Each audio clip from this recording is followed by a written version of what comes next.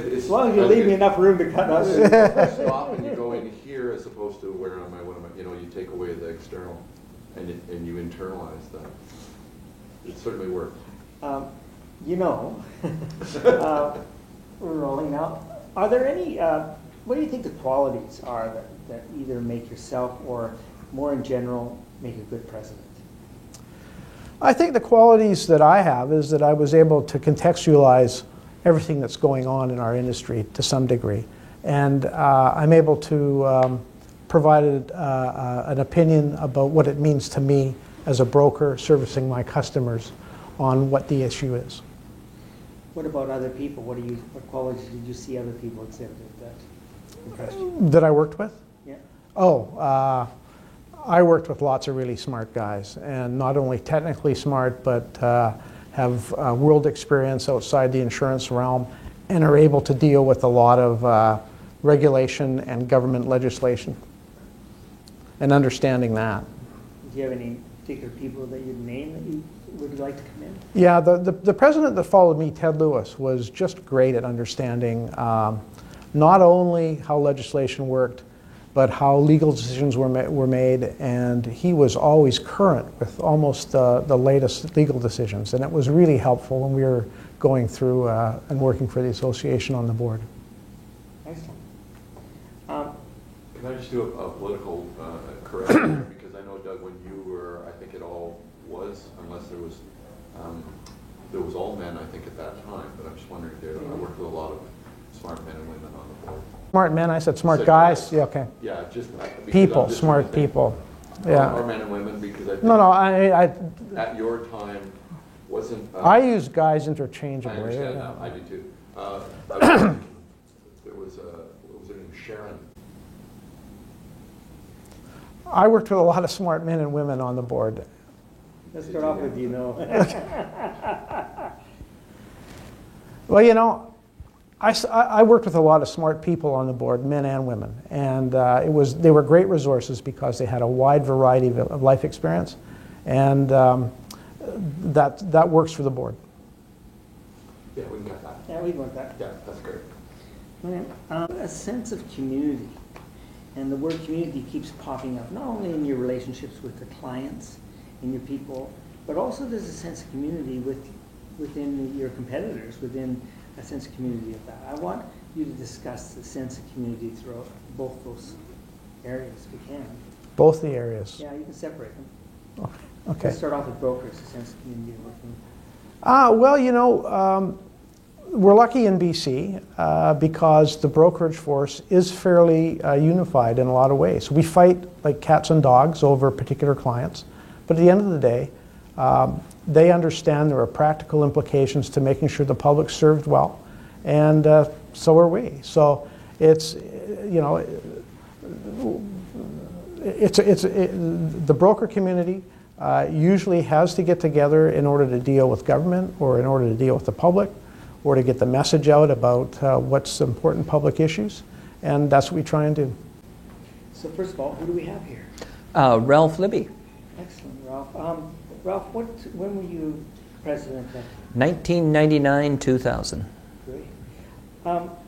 During that time, were there any things that were going on in the industry or are there any issues that you're dealing with? There always is issues. There's always things going on in the industry. I don't know what they say today, but back in those days, we used to say when it was time to pass things on we didn't pass a baton to the new president. We passed the grenade to him carefully and said, look, be careful with this. The pin's already out. Excellent. Can you remember any important issues that you were dealing with? We had really, I guess there was two. There was one that was known and expected going in, and one, of course, that just cropped up. And the first one was we had to renegotiate the accord, a portion of the accord with ICBC, in that there was a clause in there that stated we had to look at private insurance involvement in the optional side of the business. And if we didn't come to an agreement related to certain ways they wanted the business handled, then technically ICBC had the right to cancel the accord. And that was an interesting time. that I remember in June, right after I was elected. I lived in Penticton at the time, and I was down to Vancouver for meetings 18 times in the month of June. And to the point that a couple times when I was a little late getting to the plane, they just waved me through security because they already knew who I was. So it worked out well in the end, but there was a bit of brinksmanship, and it came down to about 2 to 3 days before the final date when an offer suddenly came in from ICBC that we, the association, could live with, and we moved forward from that. What sort of aspects or skills do you think that you were utilizing when you were doing this series of negotiations? You had to, first of all, you had to have a strong team. Now, you couldn't have too many people in the room, but I remember the one person who was always there and still there to this day, which is Chuck. And we had many strategies. There was one fellow by the name of Mike Megson, who actually went on to, as a result of this, we became partners in an insurance firm down in Victoria.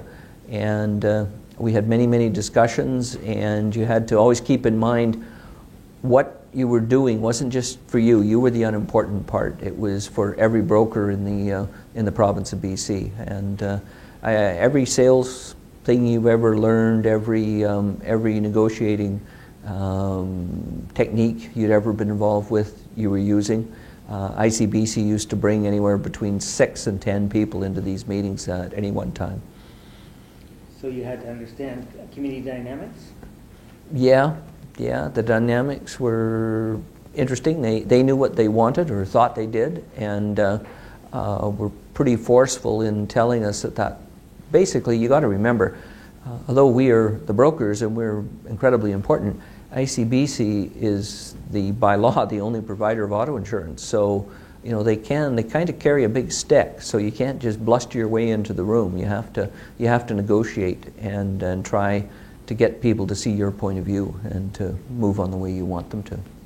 So were these negotiations predicated on getting across what point? What was the main argument you're saying? That brokers should be allowed to represent our clients, that brokers should be allowed to provide private insurance for the optional coverages that through companies other than ICBC, and that they shouldn't be penalized for doing that because all they were trying to do was do the best deal for their client.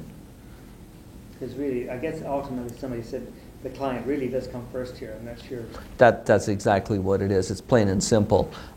Particularly in those days, there was a fair amount of differences between some private products and ICBC and everything else. There was a real dichotomy in the marketplace. So yeah, to do the best job for your client, you had to offer them the alternatives, which is what we're all about. Excellent. So what sort of qualities do you think that made you, or even in a general sense, a good president? What did you need to have in your toolbox? You needed to have the ability to listen. You needed to have the ability to listen, and even if you heard something and it was just driving you crazy, you couldn't overreact, jump up on the table and start yelling and screaming, because that's not going to do anybody any good. You had to keep a cool head. You had to keep pressing forward on the ideas or the objective that you had. Even if you didn't maybe get completely, you had to be able to compromise with people. Because if you didn't compromise, you just go in with one position and stonewall. Most times that doesn't work. Most times that means the other party gets really upset with you, and things kind of go downhill from that. Do you think that there's any particular story that, besides the ICBC one, that sort of happened in even while you were a broker, that sort of symbolizes or sort of commends the responsibility and the job of brokers? I would say that it's the fact that people go out and volunteer. Okay, sorry about that. Yeah, I'll ask that again because I kind of was mumbling about it. Okay. But Okay. Been working with, either related to, you know, like fires or personal Yes. tragedy or something Yes. like that, or just something that just stood back and said, hey, this organization really standing up and being good and what you're doing as well. Yeah, I mean, I think over many, many years, you think of the sacrifice and that everyone who's involved with the association, anyone who's on the board of directors or volunteers or takes an executive position, they're not doing it for the money, because there isn't any. They're doing it, they're giving away their time for free, and they're helping everybody in the industry. They're helping them, perhaps helping themselves a bit, but they're helping all the other competitors of theirs. So you're taking time away from growing your own business to go and do things that might end up at least as much or maybe even more help your competitors. And I think that's really important. I think that shows the camaraderie of the business as well. Yeah, we're all competitors, but you know, I know most brokers in the province, and they're all really wonderful people, and I think I can go up and talk to any one of them, and I think that everyone is a friend, and that's kind of interesting and kind of nice. I'm going to ask a question off the list here now. So it's going to be 100 years Yeah. now that you've come a long way. Discuss how far you've come.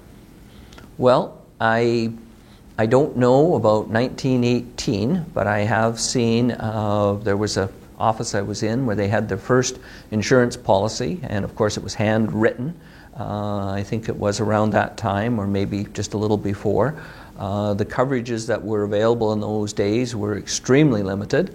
For example, if you had a policy on a building, it would probably cover fire, lightning, windstorm, maybe water damage, but probably not. And coverages were very, very expensive. I would say now in 100 years that the price of insurance has probably dropped, I don't know, 10 times to 1/10 of what it was, and the coverages are probably 10 times better. Yes, technology has changed, things are safer than they were, but the industry has evolved, and it keeps evolving, and it provides more and more coverages for things that you can't even imagine.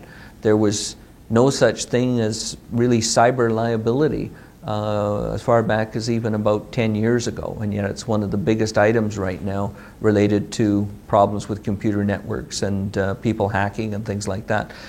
If you'd asked about that 20 years ago, first of all, no one would have known what you were talking about, but the industry has managed to put that in hand and go forward and provide effective coverages. And I mean, look down the road. Are we going to have autonomous vehicles? I think so. I think it'll be sooner than later, and the industry will have to do a shift and change there as well. So what do you think the future of IBABC looks like? I think it looks bright. I think it looks great. I think there's always going to be an incredible need for an effective association for the industry. I think the association does an incredible job.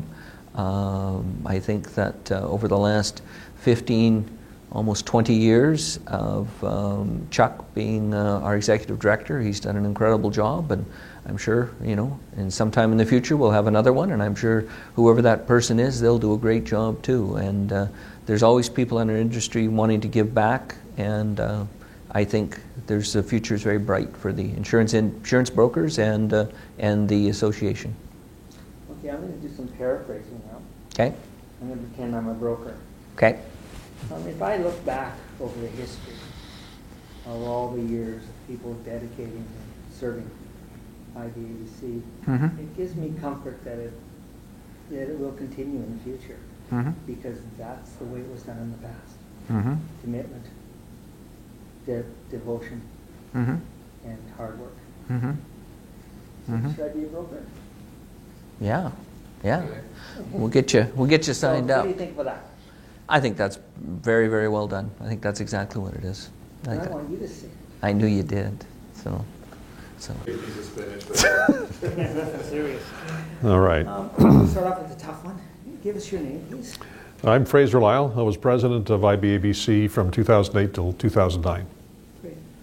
Start off with during your presidency, what were some of the more important issues or challenges that you faced? Well, we had a couple of challenges. One was with our big partner supplier, and that's with the Insurance Corporation of BC. Prior to my presidency, there was a bit of a challenge in getting communication as effectively as we could have it happen. And I think over the course of the term and in the subsequent years, it has been improved and it continues to improve. So that was good. The other issue that was facing was a bit of a surprise, was the North American economic crisis that happened in 2008 with the investment meltdown in the U.S. And there was some concern about whether that would contaminate our industry here in BC. Did it have an impact? No, thanks to our regulation and the way we're set up, it had very little effect, if none at all. So we were very fortunate for that. However, it did give people some concern and some issues about whether or not they could have their claim paid out if there was a disaster or an accident happened. So in that regard, it was our jobs too to comfort everybody and to let them know, because we're well regulated in the way we run our businesses, that there's no exposure to worry about in that regard. Okay, great. Slow down a bit. Okay. Yeah, we just take everything. It's just you're quite speedy. Yeah, I know. I'm sort of like that. Yeah. Yeah, I know. Psst, let some air out. So, yeah. You want to do that again? Yeah, sure. There was a couple of issues that come to mind during my presidency. One was how do we better communicate with one of our major insurance partners, ICBC. Prior to my term as president, there was some miscommunication or communication that could have been better between the two the association and the corporation. And I think over time we worked with them to find out ways that we could improve that. And I think overall it was a good starting point. And I think in subsequent years it's proven to be effective, the changes we made. I think the second thing that was facing us, not directly that was anything that was provincially started, and that was the economic meltdown in the U.S. of the investment houses. And there were some people that were concerned that this would contaminate our industry this side of the border. It doesn't really affect us at all because of our good regulations and the way we manage our businesses, but it was still a challenge to comfort the consumers to make sure that their insurance would respond in the event of a loss. Good, excellent. That's good. That's actually a better answer. When you became president, did you have any expectations of the type of qualities you needed to possess to be a good president? Well, it's a new position for me, being a president, of course. When you're coming in, you're not sure what you're going to accomplish or how you're going to accomplish it. I did have some thoughts of what I could offer, looking at my traits and qualities as a person. And I think one of the biggest things that any president could come in and do is to take a lay of the land. Doesn't matter what organization you're involved in, but understand the needs of the members of the association, the wishes of the directions they want to go. And basically, I would be a bit of a catalyst to make that happen and to be able to encourage ideas and how do we make this work as a group.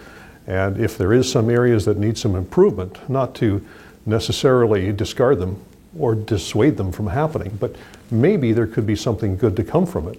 So don't just ignore something because you don't agree with it. So I think you have to encourage, you have to communicate, and you have to encourage the engagement of the people you're working with. And I think that's across any association, but it's certainly something that helped me make an effective, positive influence on the industry in our regards. Well, it's interesting because your IBABCs are a real community feeling in terms of agents, even though they're competitors. Let's just address that, the community feeling and how everybody works together, but they're still in competition. Okay. When I first got into the business 20 plus years ago, I didn't know much about it. Like everybody starting out as a new entrepreneur, I was concerned about my investment. I was concerned how I would make it work and make it profitable. When I looked at the Insurance Brokers Association of BC, I saw it as an opportunity to be aware of what industry changes and challenges were facing me as a new broker. And it wasn't so much as the competition between brokers, but we saw it, or I saw it, as IBABC as being a focal point that I could learn, I could understand the industry, and I could perhaps, in some small way, influence some of the decisions that are made. So it wasn't so much the competition between brokers, because I accepted that. It's more or less, how do we make it better as a group to help each individual broker out? Excellent, good. Don't speed up on me. That's my phone going off Oh. in your jacket. Oh, was it? What? Oh, it's in here maybe? Yeah. Okay. That was bonging, and I went, I know the bong. And it wasn't mine, I left mine on my coat. It wasn't our problem with what we did. That's a problem. Sneaking out. Do you have a problem with this, Avery? Is everything cool? How's the audio? Was the audio okay? Yeah, Was Johnny okay with that? Sorry. Yeah, sorry? I can hear it, but it's kind of hard to tell. Okay, It's not a problem. here or the track. I didn't. Okay. No, you're not hearing shh. Oh. That's all I care about. The bings didn't happen at the time that I was worried about. Okay. We're going to do a bit of a background, and there's two ways to approach that. It's about the history. Of the association? Yeah. Mhm. And I'm just going to ask it. I don't expect you to be an expert on it to cover all the history, obviously. But I'll just ask the question anyways and see if it works. Okay? You've seen a lot. Are you rolling? You've seen a lot of changes that have gone on. Do you have any perspective on the overall what overall 100 years of what's the changes have been, and perspective on the history of it? Well, I think one thing that strikes me as being always there is the consistency. We've always seemed to have the same approach as a board with the association and with our executive director, and we've always seemed to have that consistency, which has been a benefit. Now, there have been changes along the way. Of course, every president has his own set of challenges, depending on what's occurring in the marketplace. But there's a couple of things that come to mind. One would be the bylaws and the actual formation of the board, or the composition of the board of directors. It's become leaner and more, I would think, more responsive to the members' needs, and I think that's important. We've made great strides in professional development. In fact, BC is probably one of the best representatives of professional development across Canada. And our national office actually looks to our association for ideas on how to improve their national programs for broker education. So I think there's a couple of things that stand out in my mind that have been very positive and very evolutionary. So I think there hasn't been any dramatic changes, but it's been a progression in a positive way. What do you think about the future that holds ahead in terms of the overall business, all the new technological developments and everything? What is the future of IBABC? I think the future of IBABC will be largely unchanged in its mandate to represent brokers to the public and to our insurance partners. I would think that there's going to be changes from a technological approach, from a digital environment that the brokers will need to work in. So I think the tools will remain fairly constant. It's how we apply them that's going to be increasingly important as we move forward. And as you know, the technology and the environment changes so quickly these days. We as brokers have to change quickly as well. So I think the direction of the board or the association will still maintain the course that we're on. It's just how will we get to some of those goals in the future that are important. And I think brokers will embrace that because they have trust in the association of how it's represented them in the past.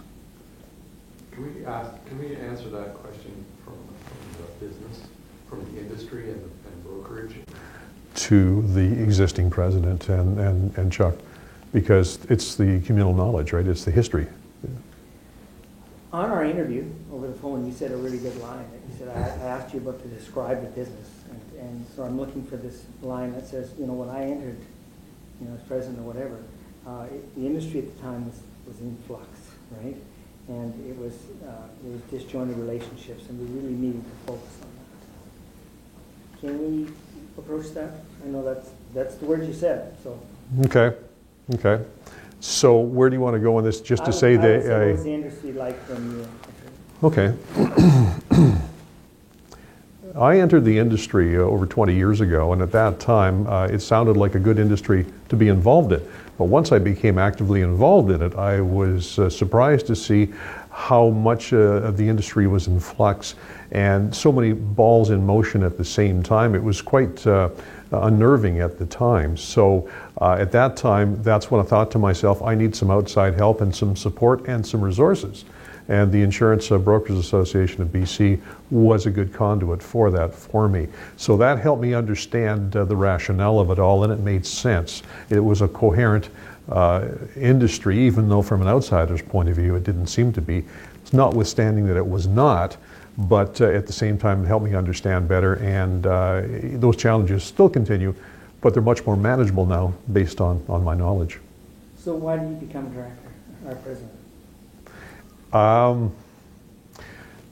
Well, I wanted to become a president of the association for probably two reasons. One is to give back, to basically help out with what I've learned over the past number of years on the board.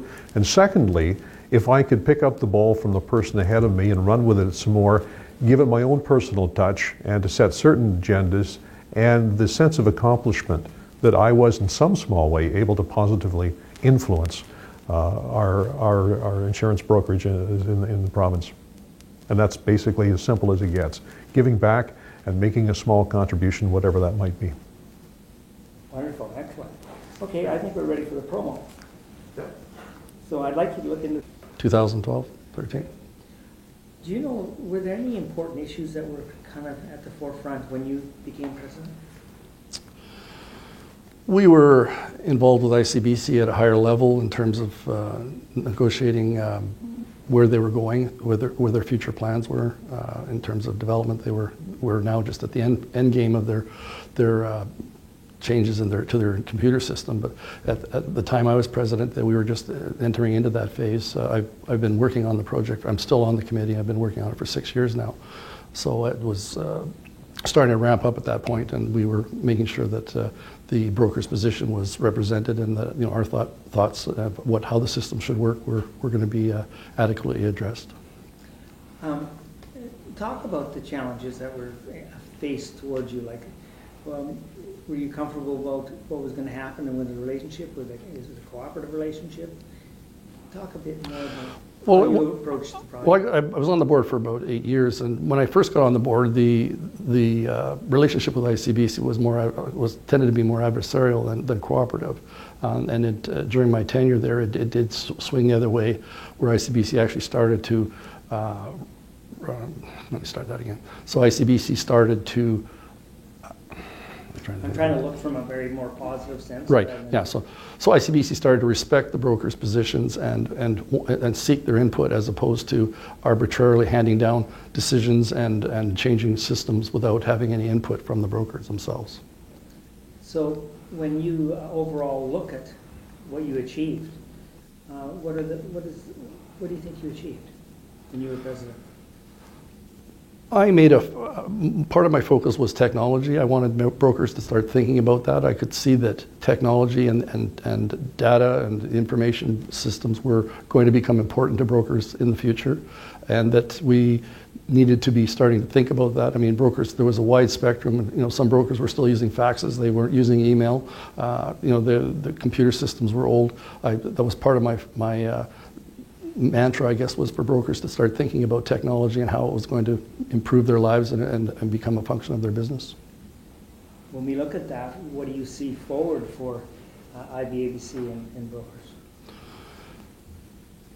Okay, so we're talking about something you're talking about The future. Okay, so the future for brokers, well, it's an evolving, just as it's changed. I mean, I remember when I got into the business and the fax first came along. That's a long time ago, and I thought, wow, this is the end of the world. Faxes are going to change our world forever. But 20 years later, we've got computer systems that on our watches that are more sophisticated than the ones we had in our offices 15 years ago. So it's times are changing, and systems are changing, and technology is changing, and the brokers need to adapt and embrace it and not fight it. Okay, we're going to do that again. Okay. I just want you to slow down a bit. Okay. We're going a little fast because it sort of portrays a bit being nervous, but you're not nervous at all. No, I'm ADHD. Perfect, we'll slow down. Just think of a couple Okay. Ritalin doses. No, that's great. So what was really interesting about is your prognosis of what you need to do in the future in your technology. I wonder if we can go over that just a little Sure. bit slower. So brokers need to adapt with the times. They need to embrace technology.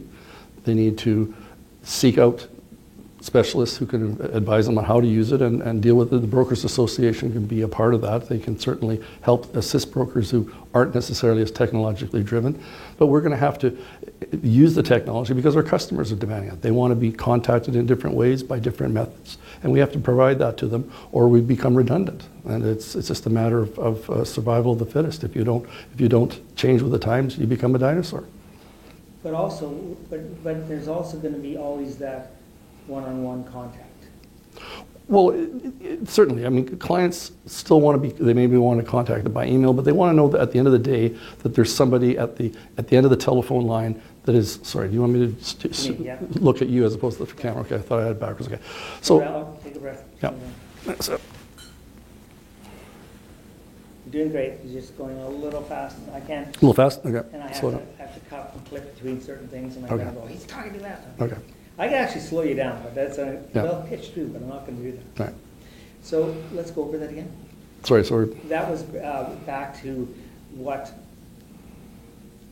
customers, yeah. you know, accepting technology, Right. basically, and embracing it. Right. But always remember that, you know, insurance is about Personal touch, contact, right. personal touch. That's the balance I'm looking for. Right. And at the end of the day, a client still wants to know there's somebody there. I thought that was a really good. Right. Yeah. So we have to embrace the technology, utilize it, because our customers are demanding that from us. They want to be contacted in different ways at different times, have access to websites, social media.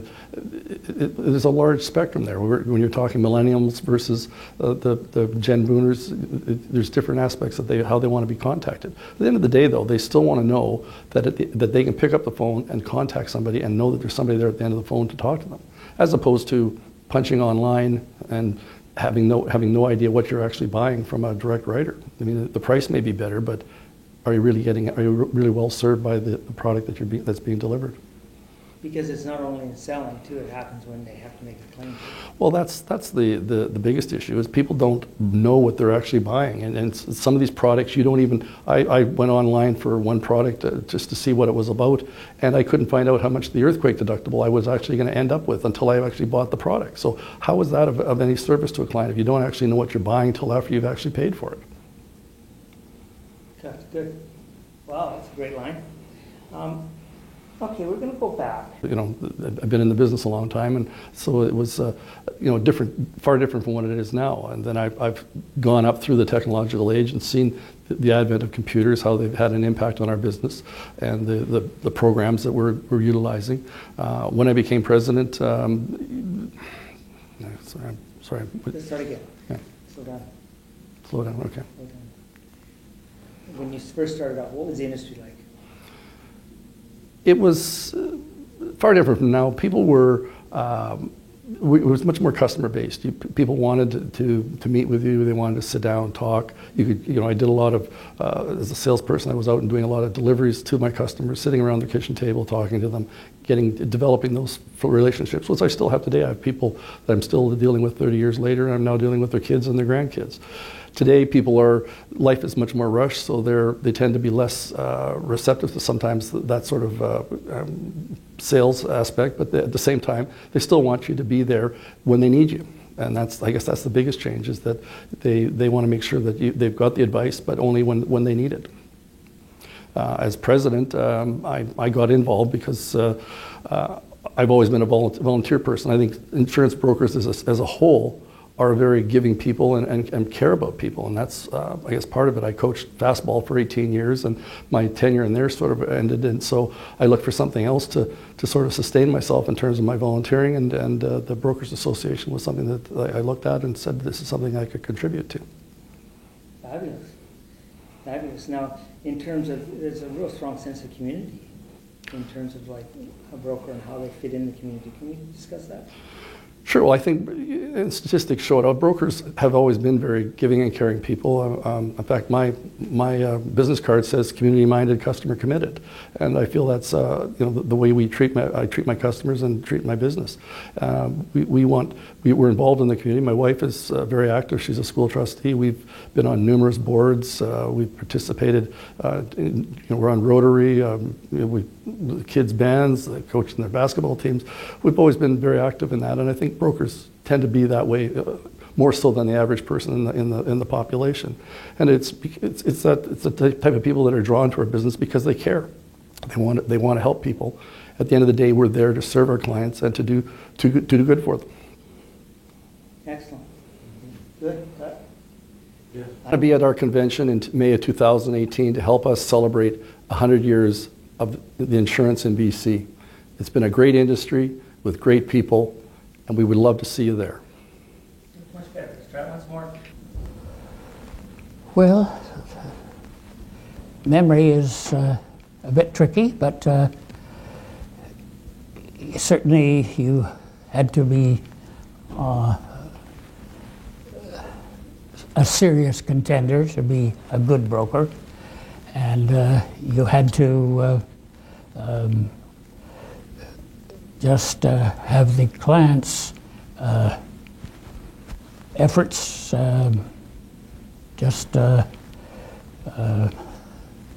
always foremost in your mind, but you still had to remember your insurance companies. That they relied on you to transfer the information. How did you get into business? Well, I was the principal of a high school. Called me in one day and said, was I going to be able to go to university? And I knew I wouldn't be able to. There was no money. And so he said, I have a friend who's looking for a young fella. And he said, I think you would fit in. So they set up an appointment. So I went to see the senior partner, and he said, well, I wouldn't make a decision. He wouldn't make a decision, but he said, I'm well pleased that you fit into this job. And that was in 1936. And so the high school changed the curriculum around so that I would work half a day for 2 years in the mornings. I'd go to school in the mornings, and then the afternoons I would work in the office, and I worked Saturdays. And at the end of the 2 years, I got my matriculation and stayed in the business till the day I retired. So how, using the words like your age, you started when you were how old? What were some of the, sorry? I was 18. Okay, so I started in the business when I was 18, and the business was like, and then describe the business. Could you do that for me? Yeah. It was a tiny two-man operation until I joined them. My job was to light the fires and wash the windows and sweep the place out and pick up what bits of information I could and learn to type. And I did that for approximately 2 years. I became quite a proficient typist. Oh, that's perfect. I still need from you, I was 18 when I entered the business. That's all I need, those words. So could you do that again, or just part of it? Okay. But I want you to start with I was. I was 18 years of age and taken out of high school for half a day, and they juggled the course to enable me to do that. And I decided I liked the business, and I stayed there until I joined up. And in those early years, what years were those? 1936 to I joined up in 40. Okay. So, what attracted you, do you think, to this career? Just a job with I didn't. So I'd been on a farm. My parents were farming, and I didn't see that as a way I wanted to run the rest of my life. So this opportunity was man-made for me. In that time and age, it would seem to me that the insurance broker was a well-respected job as well. Is that correct? Well, the broker word was not very commonly in use at that stage of the game. You were an insurance agent, and you were an agent of an insurance company. You might have 5 or 6 or 10 insurance companies, but it wasn't, the brokerage system was initiated, but not well established.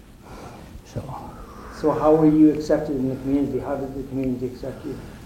Very well, I think. I belong to everything in the community, the Athletic Association, the Junior Chamber of Commerce, the baseball environment, basketball environment, and that was it. And so, did I understand correctly that you joined up in 30? In 40. In 40? Yep. And returned in 45? 46? And turned got back home on 15th of June of 45. Was your job waiting for you? Yes. Yep. I made a partner, made a 30% partner within 4 days. I'd been away for 4 years, and they gave me a percentage of the partnership. And then that lasted for a couple of years, and we incorporated, and I was made a full partner. Okay. So, just to paraphrase that, you served your part in the military and help, and came back Yep. to become a partner within 4 days. That's right. Yep. I kind of like to say it that way. Can Okay. you kind of rephrase it? So talk to me about, you went off to war 4 years and Came back, and at the end of 4 days, they liked what they saw and said I couldn't work there for wages. I had myself 30% of the business. Excellent. I need you to say that you went off and served. You served in the military. Yeah, I was in the Air Force, and I was a pilot in the Air Force.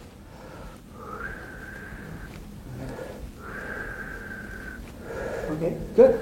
Okay. Okay. Yeah, that was good. Now let's move on a little bit farther. Okay. It's an apple. No, that's okay. That is an apple. Yeah, that's right. On the next year, on the 18th, we want you to ask people to come to the celebration. Yeah. And so I'd like to do it in your own words, but basically here's what just an idea is that, you say, hi, I hope you can come to, our 100th anniversary and celebrate all the great things that have happened. Okay. Or you can say it from your own words. I've been in this organization for 65 years, and there's a lot of great things that have happened. Come celebrate 100 years. Something like that. Something that ties in how long you've been doing it and ties in 100 years. Yeah. Okay, and I'm going to go back over there because I don't want you to look at me. You're going to look right in the camera. Okay. Okay? Okay. And, okay, ready? And go ahead, Alan. Well, certainly I would encourage you to just put your best foot forward, learn as much as you can, belong to what things you can belong to and join, and if you make a commitment, follow it through, and you'll be successful. That's brilliant. What's your name? Walter Siemens. Walter, when did you serve on the board? When were you president? Start in the insurance business? No, as a president. When did you start as a president? Oh, I served in 1979. Okay. Can you describe, when did you start in the industry? Started the industry in 1961 in Trail with Allstate Insurance and purchased the business in 1969. Now, it's really interesting because you come from a small town, but you got involved in donating time and sharing and volunteering for the association. Tell me about that period of time and what it was like. I guess first I got involved in city council. If I had 4 terms in the Trail City Council. But I got involved as a director in the insurance industry in 1972. And enjoyed learning to meeting the company presidents or local managers, and I got found up what was going on in the insurance industry. When you live in a small town, I think you have to get out of town once in a while to see what's going on in the major part of the business. It involved a lot of travel. Can you discuss that? Yes, one of your people here said that he lived in Elson, so he understands how difficult it was sometimes traveling out of a small airport in Castlegar. We'd often miss a flight, so we'd have to rent a car and go to Penticton and try to get out of there. Sometimes it was fogged in, so we carried on with the rental car. I don't think I ever missed a meeting, and I usually was there early because I was in a hotel locally. What was going on in the industry at the time when you were involved? When I did well for the first 8 years with Allstate, and then I purchased a business in 1969 and was quite concerned about the possibility of an election of an NDP government who were pushing for provincial insurance. So I then became a notary public as well to have something to augment my income if necessary. So it was primarily that year W.A.C. Bennett was reelected for 3 years, and in 1972 the NDP were elected and did start the local or the provincial insurance plan, ICBC. So you told me earlier that you were participated in the ICBC formative stages, right? In the forming of ICBC. Yes, I was involved meeting the presidents as part of the executive when it started, so we had a lot of concern, and I'm sure without the work of the Insurance Brokers Association, the insurance brokers would not have the position they have even at present with ICBC. What about, you mentioned to me too about the FAIR plan. Describe that, what was brought in there. That was called the non-discrimination plan that was brought in, and was particularly beneficial to young male drivers if they looked after their driving record without too many incidents of charges or accidents. And basically, it was based then on a driver. The premiums were more based on experience rather than on age. So that's called the FAIR plan, which we were concerned as a brokers association would actually lead to especially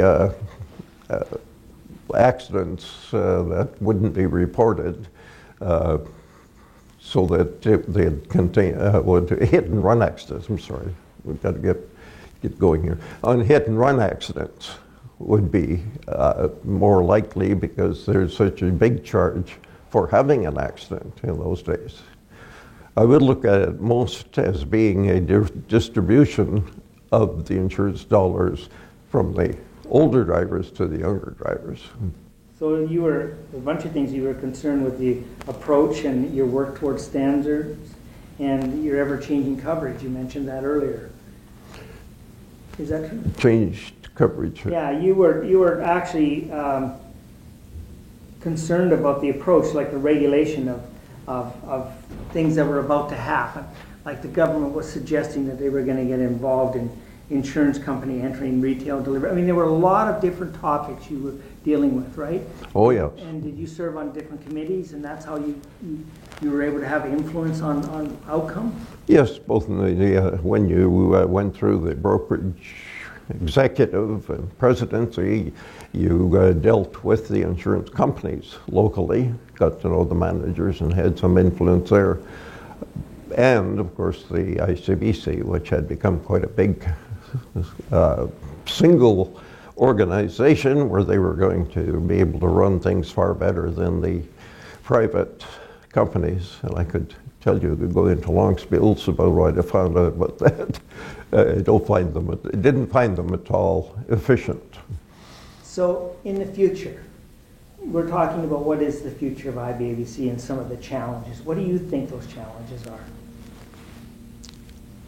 I guess primarily the concern of the Brokers Association appears, which I don't presently have any input into, but appears the possibility of too much business done directly by the computer system, the automated systems, rather than through a brokerage. So I think that seems to be one of the concerns they have now. And of course, people just don't get the same service without having somebody that they can talk to, somebody they can work with. Okay, that's good.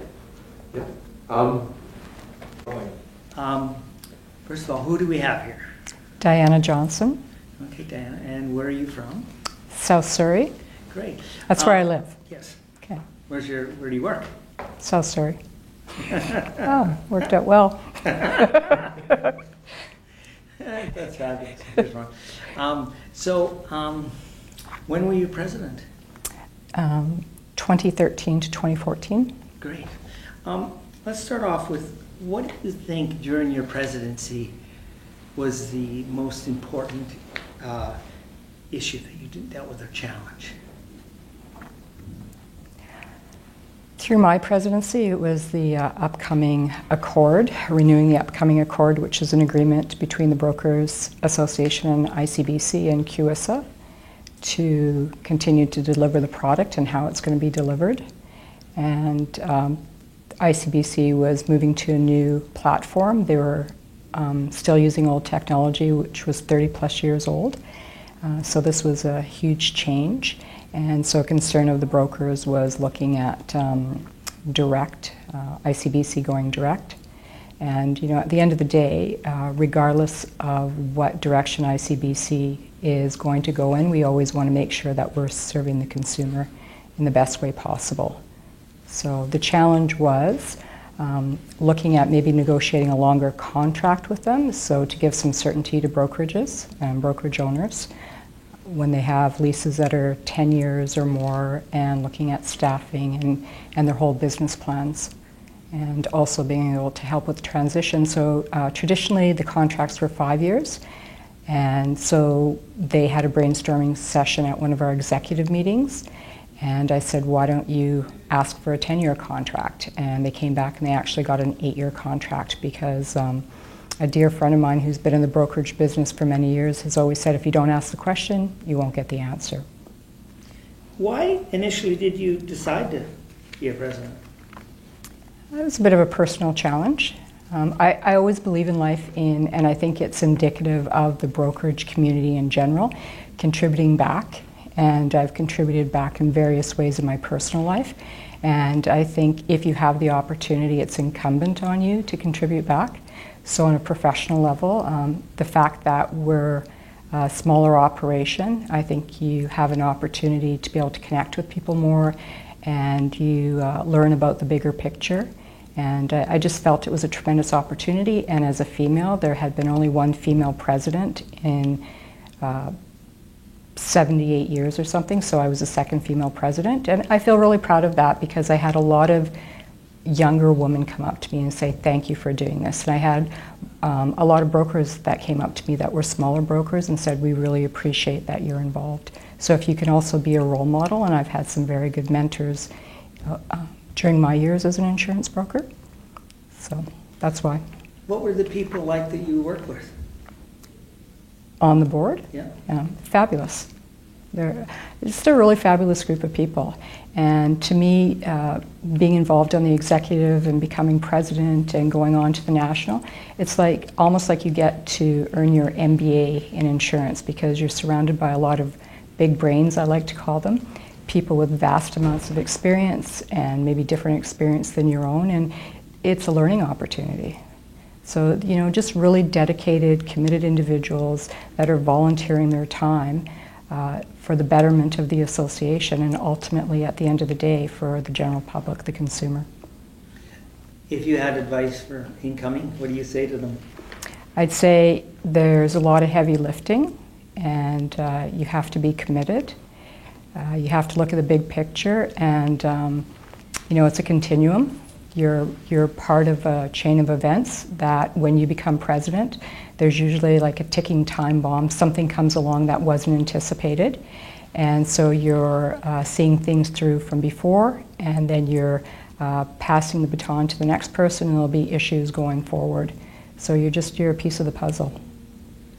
Just want to go over that again because you said it really interesting, that everyone brings something different to the table, and that involved experience. And you have to remember, and I want you to sort of end the sentence, recognize that you're a part of a continuum. And I want to put that part of a continuum at the back end of the sentence.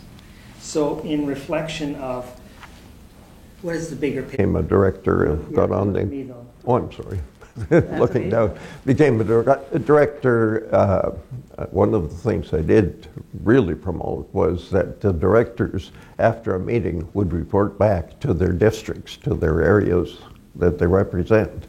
There was very little of that done in our area, particularly prior to me getting involved. I had somebody approach me and say, would you like to be a director? We hadn't had any meetings, so I became a director.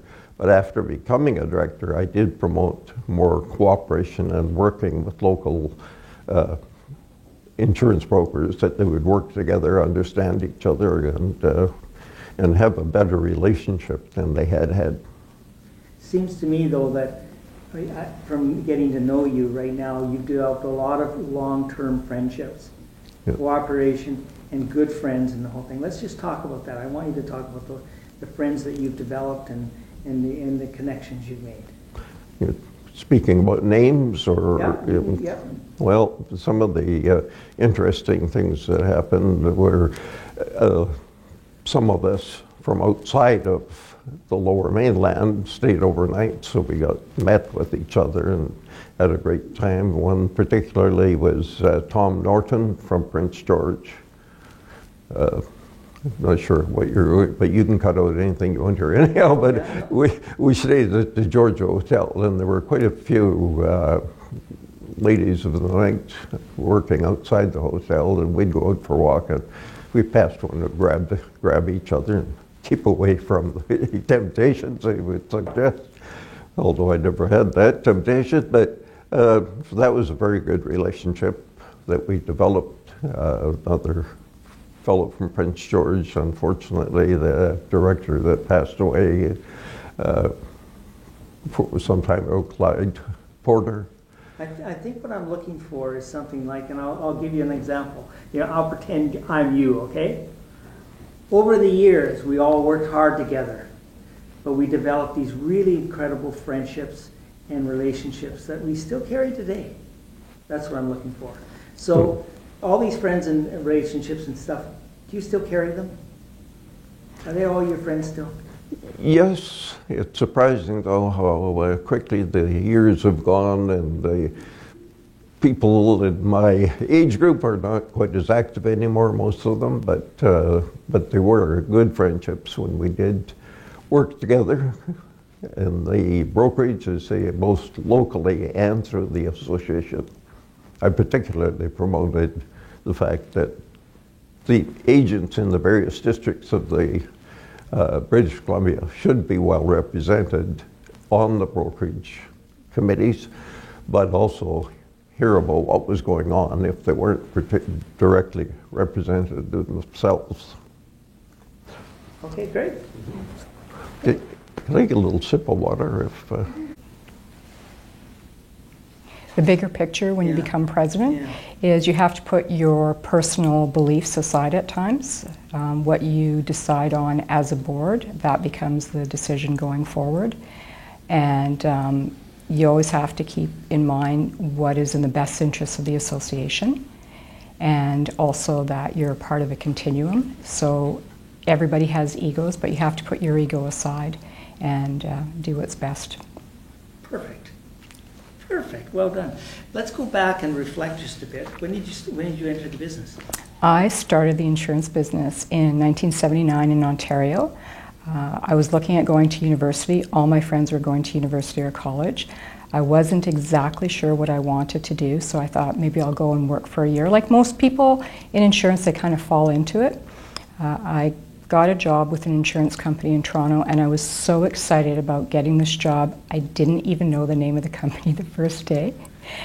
So I started off in the filing department, I moved to the underwriting department, and when I left the company, I had an opportunity at 3 different positions with them.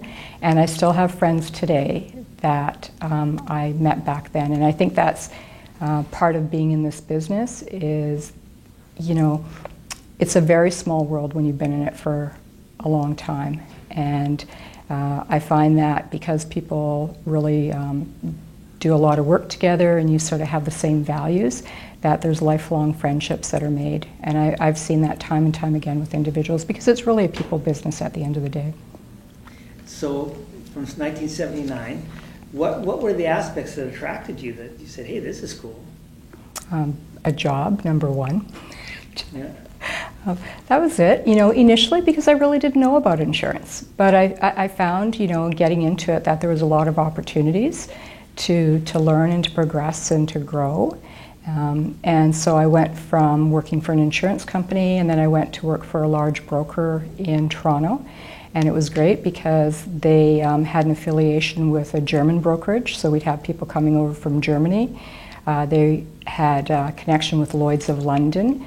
So, you know, it really expanded, you know, my knowledge as well. And then from there I moved to Saskatchewan, became a broker there, and I worked at a brokerage that was owned by the first 2 women in Saskatchewan to own their own brokerage. And I had always heard stories about them. And I'll say they didn't suffer fools gladly, but the bar was only as high as you wanted to reach. They were magnificent to work for. And then I decided to move to BC. So during this period of time, you've seen a lot of changes. What changes have you seen from the beginning to now? Definitely technology. That's the biggest change. It's a game changer always. And I think it's really important to always keep the human element part of the equation and the personal relationships. Because at the end of the day, technology is technology. And it's like anything. You can let it drive you or you can let it be a tool for you. What do you see the industry is happening in the next upcoming? What's the future?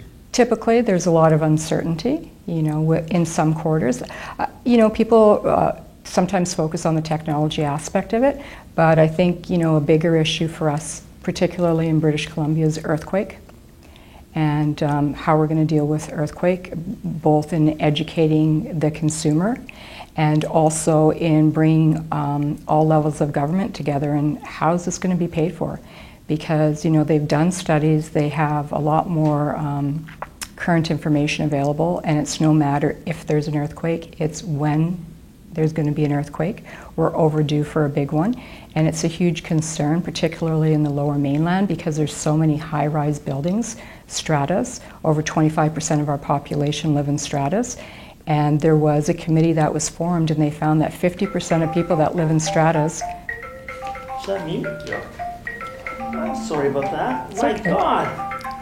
I lost my train of thought. Well, I must say, it's my daughter, so there. Done. People get fired for that, don't Didn't I give my phone to Avery to That's take right. care of it? It's on Do Not Disturb, that's strange. Anyways, Yeah. that's well done. Okay, let's just go do that section again, please. What are the biggest challenges that are faced forward? For the province of BC? For the brokers, what they're you? gonna Go back- face. You can go back to earthquake. Earthquake. Yeah. And if you want to pick it up, the key point, it didn't go off until when you started talking about 25% of British Columbians. You're right. Do you want me to start there? Yeah. Okay. Well, Yeah. I need earthquake in there, so. Okay, so one of the biggest challenges that I believe, you know, technology is technology. It's always going to change and progress, but one of the biggest challenges in British Columbia is earthquake. it's no matter, excuse me, it's not a matter of if anymore, it's when there's going to be an earthquake, and we're overdue for one. And it's going to be large by all accounts. And right now, why it's a really big concern, particularly in the Lower Mainland, is that over 25% of our population lives in stratas. And in Vancouver, for example, they're high-rise buildings. A committee was formed, and they found that 50% of people that own stratas don't carry coverage. Because unlike home insurance, if you have a mortgage, you have to carry earthquake insurance. In stratas, they don't have to carry insurance, and it's a problem. There was an interesting comment, that's great. There was an interesting comment you said about consolidation. And then I just wondered, you were suggesting that consolidation, like people will be moving back to more boutique type of businesses. Can we go over that again, what you meant there? I just want to understand that. Yeah, well, I find in our business, there's always ebbs and flows. Like, back in the 80s, credit unions were gobbling up insurance brokerages, and they were paying a really big dollar for them. Like, they were paying more than what the going rate was. And now, if they own 20% of brokerages, they only own 5% nowadays. And so there's been a lot of consolidation in our industry, like many other industries. But what I find is, at the end of the day, it's about being an advocate for consumers. And so I see that it's like in any business, there's like boutique stores nowadays. So if you still deliver the product and deliver the service to the customer, people want to be known, they want to be valued. So when they come into your office and you know who they are, and traditionally with insurance brokerages, you are insuring first, second, and even third generations of families, because those relationships that have been built. There's always going to be a place for insurance brokers. Excellent. Excellent. I knew we'd get. I wanted to know, you talked about for people, we talked about people brand new, what's ahead for them? Is this an exciting thing for them? Is there a lot of opportunity here for them? Is this something that is somebody should consider, or that they're, perhaps if they've just started, those newbies have just come into the business, is there something that you can help them with? You've been a trailblazer, right? Yeah, I'm thinking about becoming an insurance broker. What are the advantages? Give me some sort of information on how it's all considered. Yeah, I think coming into the business, whether looking at coming in now, but traditionally there's always been lots of opportunities in the insurance business. There's a lot of different avenues that you can go down. You can become an insurance broker, you can work for an insurance company, you can become an underwriter, you can go into the claims department. There's so many different areas, and at the end of the day, it's always about if you want to progress and learn, and it's a very dynamic industry. I think it's undervalued in some ways. I don't think a lot of people necessarily think of it as a career, but it can be a career for people, and a really good career. It's been a good career for you? It's been a great career. I've loved it. I would, as much as I think, I want to be an architect or I want to be a lawyer, I would do this all over again in a minute. It's a fantastic career, and it's been really good to me. Great. Great. What do you think? Let's stop, Avery. So first of all, tough question. Okay. Who are you? My name's Renata Mueller, and I own a consulting firm called Renata Mueller Consultants, and I specialize in merger and acquisitions in the insurance industry. Excellent. Excellent. Good. So you were president. When were you president? I was president in 2000s. And was there any important issues or that were going on, or challenges that you dealt with when you?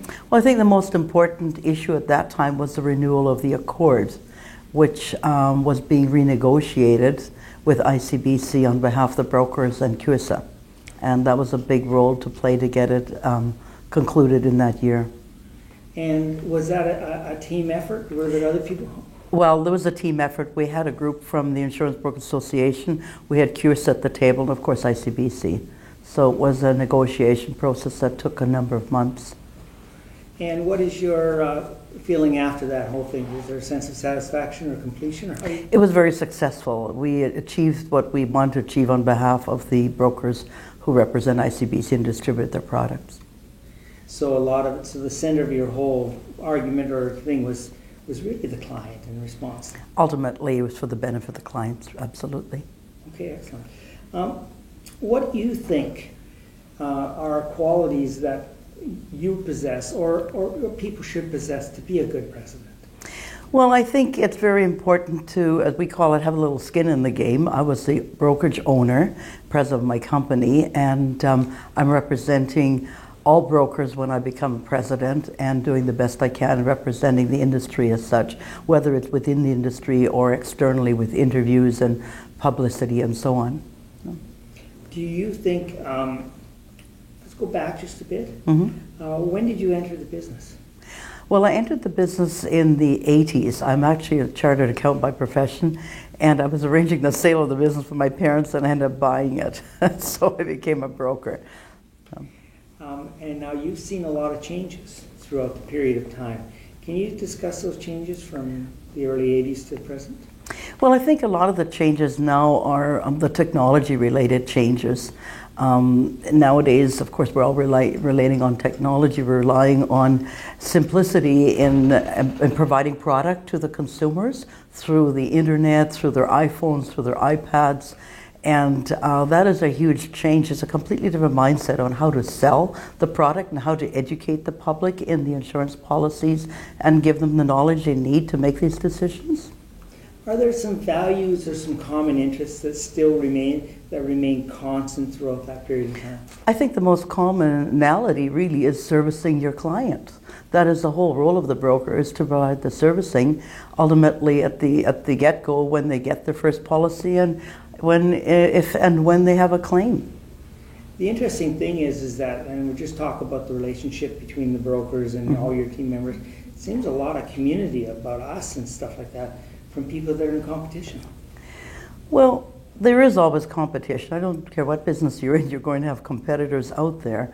The competition really is, each broker is competitive with the other broker, but it's a matter of how they market themselves, if they're specialists within certain product lines, and again, it gets down to servicing, and that's the relationship and the loyalty that clients will have. So there must be a lot of divergent thought, and part of your job is to bring them together and be representative of all. Well, you represent your clients, but the job really to grow your brokerage is to develop it and brand yourself and get the referrals from servicing your clients, for getting to know your clients, and the growth is really organic. And was it a difficult step to step out there and say, I now represent a whole bunch of different people, and this is related to being... No, because you know, as an accountant, I always serviced my clients. They were in tax and accounting, and it wasn't really any different to service the insurance clients. You still service them the same way and give them the product and what they are expecting from you. Excellent, excellent. So let's just take this sense of community again a little bit farther here. Mm-hmm. You work in a community. Yes. And you have clients in that community. And it seems to me that because you're a member of the community and you're involved with such important stuff, I mean, insurance is important, that there's a sense of community, and the fathers and the sons come and the granddaughters come as clients. Is that correct? Absolutely. That's the nurturing that you do want from your clients as they, particularly you have an agency that you own over a number of years, and you see the evolution of them bringing the referrals in, which are the siblings, they're the children, they're, you know, ultimately the agency that I had was 50 years old, and we had, you know, 3 generations coming in as clients. And that's also because of the good servicing. So when we compare some of the new challenges, and that would be the technological challenges, that is in fact the central issue that can't be brought out through a computer. No, I find that everyone's hanging on to their iPhones, their iPads. They've got their technology at their hips. They don't leave it alone anymore, whether it's at dinner or where it's at parties or wherever they're going. And the hardest part then is really to get them to listen to you on the products that they are acquiring rather than just not paying attention and texting their life away. That is a very, very difficult challenge nowadays for the brokers, to give the product knowledge to people who aren't really paying attention the same way. But to purchase insurance, it requires good advice. Absolutely. The insurance industry, the brokers are considered professionals, and as a professional, their job is to really sell the product and get the client to understand the product that the client's buying. And it's a difficult job to do that because clients would never sit down and read a 15-page insurance policy, which is effectively a contract. But the job of the broker is to sell the product to the client and get them to understand what it is that they're buying. So hopefully that when they have a claim, they won't come back to haunt the broker. You know? When we, moving forward, what are the future challenges? And it was interesting because you said future challenges are change with technology, embrace communications, and data, and then you dropped the word up, embrace. Comment. Well, that challenge is so difficult, I think, nowadays because you're dealing with different generations. You're dealing with the older generation who is probably not as techie savvy like myself. I consider myself a bit of the dinosaur, but I'm not as techie savvy as perhaps the millennials are. And now you've got the millennials who are just glued to their technology, so it makes it very difficult. I think the opportunity really, I think, is to make sure that you hire younger people, much younger people, who have the same technology skills as your buying public, the younger buying public. Okay. Let's stop. Great. Instrumental or became impactful people to you? Well, I had a mentor. It's interesting.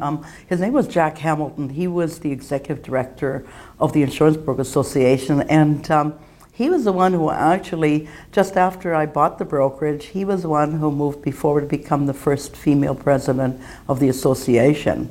And I feel very proud that he mentored me and moved me forward because, having said that, probably I think about 80% of the industry is serviced by female employees, and yet we never had a president that was female in all those years until I was mentored by Jack, and then I became the first female, I think, in 52 years history. They called me a pioneer, as a matter of fact. I didn't consider myself that, but that's what they called me, a pioneer.